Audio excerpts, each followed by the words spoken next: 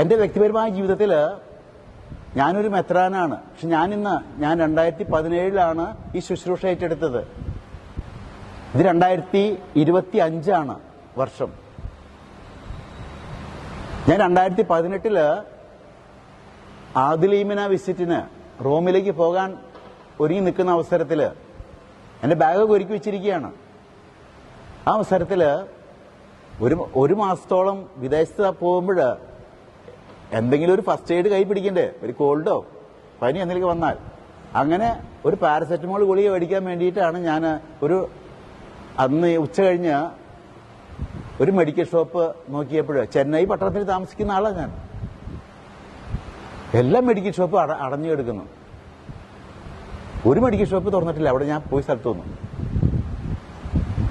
ഇതെന്ത് കളി? അപ്പം ഞാൻ അവിടെ പരിചയമുള്ള ഒരു ഡോക്ടറെ അടുത്ത് വിളിച്ചപ്പോഴാണ്, ആ ഡോക്ടർ പോയിട്ടില്ല, പുള്ളി അവിടെ ഹോസ്പിറ്റലിലുണ്ട്, പിതാവ് അങ്ങോട്ട് വരികയാണെങ്കിൽ ഞാൻ ഫസ്റ്റ് എയ്ഡിന് വേണ്ട സാധനങ്ങളൊക്കെ തന്നു വിടാമെന്ന് പറഞ്ഞ് എന്നെ അങ്ങോട്ട് വിളിച്ചു. അങ്ങനെ ഞാൻ അവിചാരിതമായിട്ടാണ് അവിടെ ചെല്ലുന്നത്. അവിടെ ചെന്ന്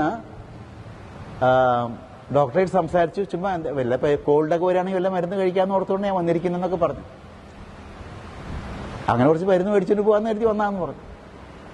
വർത്താനത്തിൽ വെറുതെ കാലും ഇടയ്ക്ക് ഇങ്ങനെ ഒരു തണുപ്പൊക്കെ വരുമ്പോൾ ഇച്ചിരി മരവിപ്പൊക്കെ തോന്നും ചിലപ്പോൾ. അതൊക്കെ പ്രായമായി വരില്ലേ എന്നൊക്കെ പറഞ്ഞ് തമാശക്ക് പറഞ്ഞ് തിരിച്ചങ്ങ്. ഇപ്പോൾ ഡോക്ടറോട് തമാശ പറഞ്ഞ്, പിതാവിൻ്റെ ബാഗ് ഒരുക്കി കഴിഞ്ഞാൽ ഇത്രയും വയസ്സൊക്കെ ആയില്ലേ, കാരണം ഞാനൊരു സ്കാൻ എഴുതി തരാമെന്ന്. ഒരു സ്കാൻ ചെയ്ത് പൊക്കോ, തലയോട് സ്കാൻ ചെയ്ത് ഈ മരവിക്കുന്ന അയാൾ വേറെ എന്തോ തെറ്റിദ്ധരിച്ചു.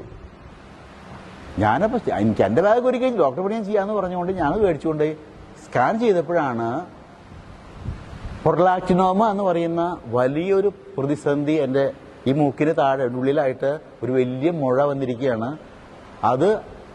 അതിന് പ്രത്യേകത ഒരിക്കലും അത് മനസ്സിലാക്കാൻ പറ്റില്ല. അതിനൊരു സിംറ്റം ഒന്നുമില്ല.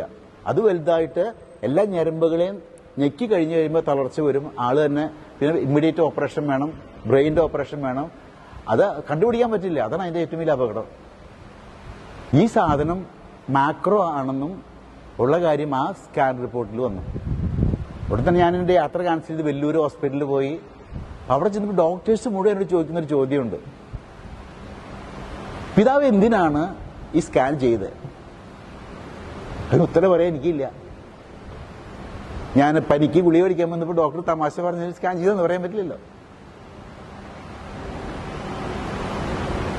ദൈവത്തിന്റെ പരിപാലനയിൽ മെഡിക്കൽ ഷോപ്പ് അടച്ചിടുന്ന ദൈവത്തെ ഞാൻ അവിടെ കണ്ടു. അത് വിശ്വാസമില്ലാത്തവന് മനസ്സിലാവില്ല. നമ്മുടെ ജീവിതത്തിൽ എപ്പം നോക്കിയാലും ആ കട തുറന്നിരുന്നെങ്കിൽ ഞാൻ കുറച്ച് ഡോളർ മേടിച്ച് പോകുന്നല്ലാതെ ഇത് കണ്ടുപിടിക്കില്ല, ഇന്ന് ഞാനിവിടെ നിൽക്കില്ല. ഇത് കണ്ടുപിടിച്ച് അവിടെ ചെന്ന് അവർ ടെസ്റ്റ് ചെയ്ത് അപ്പോൾ അവർ പറഞ്ഞു ഇത് പ്രൊലാക്റ്റിനോമ ഒരു ചെറിയതാണ്, അത് ഇപ്പോൾ ഒരു ചെറിയ മരുന്ന് കഴിച്ചാലും ഓക്കെ ആണെങ്കിൽ ചെറിയ ഗുളിക കഴിച്ചാൽ മതി. അതല്ല അത് എന്തോ എൻ്റെ ഒരു ടെസ്റ്റിൽ റിസൾട്ട് വ്യത്യാസം വരികയാണെങ്കിൽ ഇമ്മീഡിയറ്റ് ഓപ്പറേഷൻ വേണ്ടി വരും. ടെസ്റ്റ് ചെയ്ത് നോക്കിയപ്പോഴും അവർ പറഞ്ഞു ഇല്ല അത് കുഴപ്പമില്ല, ഈ ഒരു ചെറിയ ഗുളിക കഴിച്ചാൽ മതി. അങ്ങനെ അത് കുറഞ്ഞ് മാറിപ്പോവുകയും ചെയ്തു. അപ്പോൾ ആ സമയത്ത് മെഡിക്കൽ ഷോപ്പ് ഏതെങ്കിലും ഒരെണ്ണം തുറന്നിരുന്നെങ്കിൽ ഇന്ന് ഞാനിവിടെ നിൽക്കില്ല, ഞാനുണ്ടാവില്ല. അതാണ് ദൈവത്തിന്റെ പരിപാലനം എന്ന് പറയുന്നത്. അത് വിശ്വാസത്തിന്റെ കണ്ണുള്ളവനെ കാണാൻ പറ്റത്തുള്ളൂ. നമ്മുടെ ജീവിതത്തെ പുറകിലേക്ക് തിരിഞ്ഞു നോക്കുമ്പോൾ ഞാനിവിടെ വരെ എങ്ങനെ എത്തി. അപ്പോൾ ദൈവത്തിന്റെ സങ്കീർത്തനം ആലപിക്കുമ്പോൾ ഇത് ഞാൻ വെറുതെ ഒരു ഉദാഹരണം പറഞ്ഞാൽ ഇതുപോലെ 100 അനുഭവങ്ങൾ നിങ്ങൾക്കൊക്കെ ഉണ്ടാവും. പലരും കണ്ണടച്ചിരിക്കുകയാണ്. ലോകത്തിന്റെ പ്രകാശമായ യേശുവിന്റെ പുറകെ കണ്ണടച്ച് നടക്കുന്നവര് ഇതൊന്നും കാണുന്നില്ല. എന്റെ ജീവിതത്തിൽ ദൈവം നൽകിക്കൊണ്ടിരിക്കുന്ന ഓരോ നിമിഷം നൽകിക്കൊണ്ടിരിക്കുന്ന ആ പരിപാലനയെ ഓർത്ത് നന്ദി പറയാനുള്ള സമയമാണ് സങ്കീർത്തനം ആലപിക്കുമ്പോൾ. ഞാൻ മെഡിക്കൽ ഷോപ്പ് അടച്ച ദൈവത്തെ കാണുന്നു, വേറൊരാള് അത് പിതാവിന്റെ വെറുതെ അന്ധവിശ്വാസം എന്ന് പറയും. പറഞ്ഞോട്ടെ, എനിക്ക് എന്നെ ബാധിക്കുന്നില്ല, എന്റെ ബോധ്യമാണത്.